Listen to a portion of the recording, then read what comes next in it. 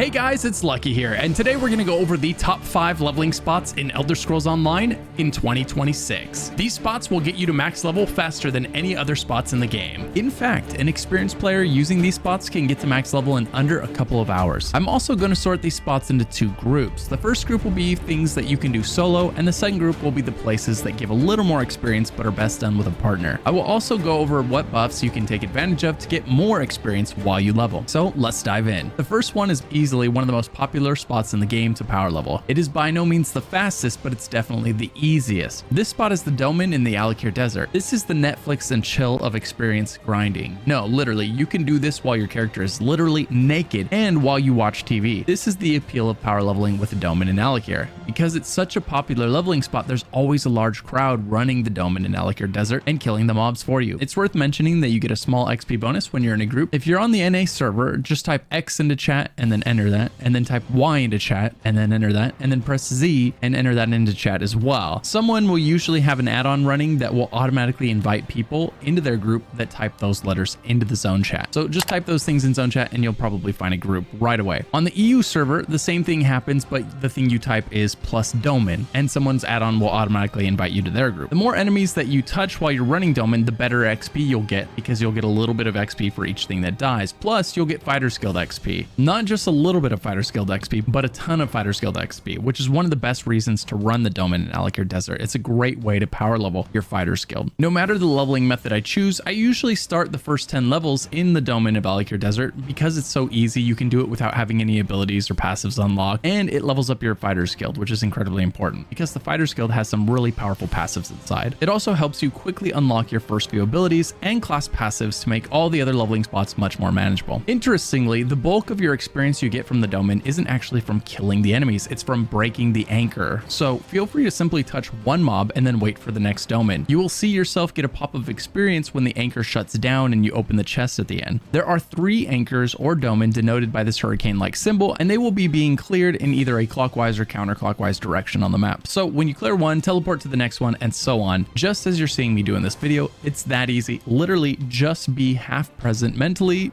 touch one mob, and then head to the next one and repeat. The rest of these methods will require more effort, but they'll also reward you more experience. The next solo leveling spot I recommend is zombies. There are a lot of places you can farm zombies in the Elder Scrolls Online, and they can be an effective way to level as it's easy to round them up into large groups and then knock them down. The downside of zombie farms is that they're overland content, which means anybody in the game could grab that spot and you wouldn't really be able to use it as a result. If you try to compete for the same spot with somebody else, you're both going to get bad experience. So if that happens, I would move on to another one of these leveling methods. My favorite zombie spots are in the Rift and in LUCKYGHOST Desert. In the Rift, you're going to teleport to the Full Helm Fort Way Shrine and then follow the path north up to the zombie form there. These zombies respawn on a very quick timer, so just go back and forth killing them between the tents and knocking them down, and rinse and repeat. The next spot is in the docks in LUCKYGHOST Desert. Just run around the docks, grouping up the zombies and then knocking them down. These types of spots exist all over the game, but they can be hard to secure when there's a lot of people online during prime time. The next spot gives some of the best experience in the game, but can be a little more difficult for brand new players. If you're making an alt and already have some champion points, you can come here pretty early with a decent set of leveling gear for bigger XP gains. This place is called Spellscar, and the strategy is to try and find about 3 groups of mobs, stand in the middle of all of them, and then pull them to you and knock them down. If you try and pull these mobs too far, they'll reset and run away, which is why it's important to stand between the 3 packs and pull them to you and then kill them all there. Once you do that, run to the next area where you can grab 3 more packs and knock them down again,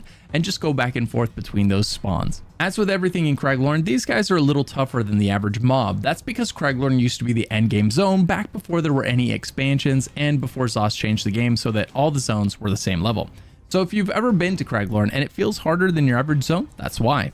Alright, now let's dive into the group leveling spots. But if you're a solo player, don't be scared away from these spots because it can be very easy to find a partner for this, as there's always people running this type of content. And one of these spots is the absolute fastest way to level in the game right now. The first spot that I'll tell you about is called Skyreach Catacombs. The great thing about Skyreach is that it's instance, so you don't need to compete with other players for mobs like you do at the other spots I've talked about. The bad thing is that it's not a great spot if you don't have another person in your group. Fortunately, there are always people standing right outside the door looking for a group. Simply just ask them to join your group until someone accepts and then start running the catacombs over and over. Now, the reason you need a group isn't because the mobs inside are hard. It's actually a weird technicality about the game. You see, instance content in ESO will naturally wait 5 minutes to reset once you have left it. But if you had to wait 5 minutes between every one of your runs, 5 minutes later, it would destroy your efficiency. How do we get around this? Well, the instance is tied to your group. So if you make a new group, you get a new instance, even if you're making a new group with the same person you made the last group with. Amazing. So what we do is invite someone to our group, run through the instance as I'm about to tell you how, and then disband the party. Disbanding the party will alert you that your instance is being closed and you're going to be kicked out. Invite that person back into your group while you're waiting to be kicked out, and then walk back in the door as soon as you spawn outside. And voila, you have a fresh instance full of mobs again and no downtime. Plus, you get a small XP bonus for being in a group. You get optimal experience with 2 people in the group, so try not to have more than that. Now for the route that you're going to take through Skyreach. What you're going to do is spawn in and run through the first room, grabbing all of the mobs. Then head right into the next series of hallways, eventually stopping at the base of these stairs to kill all the mobs that are following you. Once they are all dead, sneak by these guys on the right. They give very little experience and they take forever to kill, so they're not worth it. You'll continue sneaking past these sleeping mobs and into the room with a chest. Open the chests and round up all the mobs in the room as you see me doing here. I'm going to grab both sets of mobs on either side of the room, and then I'm going to throw some AoE damage under the fires in the corners to wake those mobs up and get them running to me. Then I'll kill the massive amount of mobs that keep spawning as I kill each wave. After this, just follow the left wall, waking up every enemy you run by so that they follow you to the base of the second set of stairs, almost back where you started. Group everything up and kill it. After this, when you kick the person from your group and instantly re-invite them, you'll both spawn in front of the door and just walk back in to repeat the process. It's worth noting that the first room that you enter has a ton of bookshelves, and if you read those, it's going to level up a lot of your abilities on your new character. So if you want to, you could stop and read those bookshelves after every run for kicking the person out of your group and starting over. It will slow down your leveling process, but it will increase the speed at which you level up a lot of your other things in the game. Now for the fastest leveling spot in the game. And by the way, just last week, someone in my Discord lost control of their account because they clicked on the wrong link in a DM from a friend. One wrong click and they lost their entire Discord account, which then sent that link to everyone on their friends list. They were devastated and embarrassed. As gamers, we've all seen scammers at work, whether it's in games or out of them. So this is just a little reminder to be safe out there, guys. Take 2 seconds and turn on 2FA. If not for yourself, then for the people who are going to get that DM from you if you don't. All it does is prevent someone from the other side of the world from logging into your account on a new device. And it only takes 2 seconds. And the same goes for shopping. If a deal looks too good to be true, it probably is, right? So use sites with verified sellers lists like G2A.com, who runs every seller through an incredibly thorough verification process, and then make sure their sellers maintain the highest standards to keep you safe. I've personally used G2A.com because of how much you can see that you're saving at a single glance. I mean, look at these savings, not to mention their attention to safety, which is why I was happy to partner with them in bringing you guys this service announcement. So be safe out there, guys. And when shopping, always check G2A.com before buying to make sure you're saving as much money as you can. Thanks for listening. Now let's get back to the video. Now for the fastest leveling spot in the game, Black Rose Prison. Now Black Rose Prison is normally a series of 4-man arenas. Each arena has multiple waves of enemies that spawn before spawning a final wave, which includes a boss. Just like Skyreach, you'll want one partner for this, and you'll want to do this on normal difficulty. This place might be a little difficult if you come here without experience or gear, but once you get comfortable with the game, there is no faster experience to be found, and you can get to max level in under 2 hours. There's a bit of strategy to this place as well. Even though there are multiple arenas in here, we are only going to do the first easy arena and kill the waves that spawn until the boss spawns. When the boss spawns, that's our cue to leave. So once the boss spawns, you just open the party menu and then leave the instance. On PC, you can do this by pressing P, then by pressing T, and this kicks you out of the instance. Once both you and your partner are outside of the instance, open the party menu, change the difficulty to veteran, then back to normal difficulty. This will reset your group's normal version of the arena so that you can go back inside and do it all over again. Walk back in and repeat. So these are the 5 best leveling spots in the game. But how do you maximize your efficiency? Well, there are 3 ways to increase the amount of experience you get from everything you do. The first is to use experience scrolls or potions. You can have 1 scroll or 1 potion active at a time. They come in 3 different tiers: 50% increase XP, 100%, and 150% increase XP. You cannot stack a scroll and a potion together, so you have to pick one or the other. The 150% XP potions are insanely expensive. I don't even bother with them when I'm leveling my alts. We will have plenty of increased experience from everything else that we're doing. The scrolls are usually given to you as login rewards, and the potions are crafted by players and can be purchased from guild traders. Next, we have the training trait that you can put on your gear. You can put this trait on all of the body pieces as well as the weapon, which means that you can get up to 96% increased experience this way.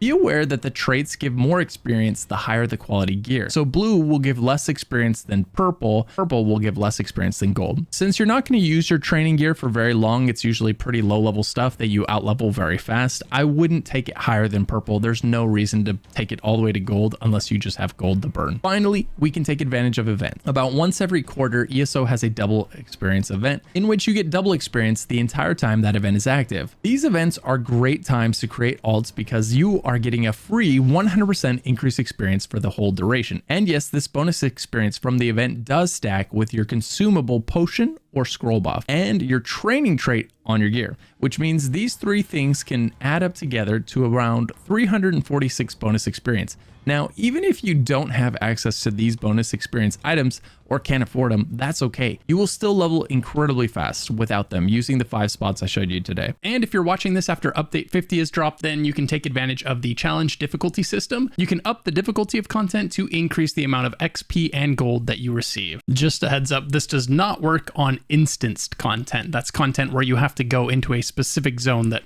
only you or only your party is in. And if this is your first character, be careful biting off more than you can chew with this feature. It's very possible that your character's not quite ready for this one yet. One last thing to mention is that it's definitely worth doing your random daily dungeon. This can give you up to 100,000 bonus experience upon your first completion of the day. Do not sleep on this one. You can start doing these at level 10 and you get more experience for it the higher level you are. Don't be scared, they're very easy. It's likely one person in your group could solo the whole dungeon by themselves, so just try to keep up and help them kill things the best that you can. Before you know it, you'll be the person destroying everything in the dungeon for the other people. There's also a daily battleground that you can queue up for if you enjoy PvP. This one does have one contingency though. You and your team must place in either first or second place. Considering there are only 3 teams in the battlegrounds, that means you just can't get last. It's more than likely you'll get it on the first try, but sometimes you can have some bad luck here and there, and it may take a few tries. Now, before you start doing any of this, I have something huge to recommend. Definitely check out my video guide linked in the description below. It's my level 1 to 300 step-by-step leveling guide, and it'll tell you all of the places to teleport to really quickly right when you create your character to pick up all of your guilds, your companions, and any other excellent features that you want to have access to at level 1. This is the most popular ESO leveling guide on the internet, and for good reason, so take advantage of it. The great thing about grabbing these things right away is that they will level passively when you power level your character. Killing the right mobs will level the Fighters Guild, but only if you have joined the Fighters Guild, for example.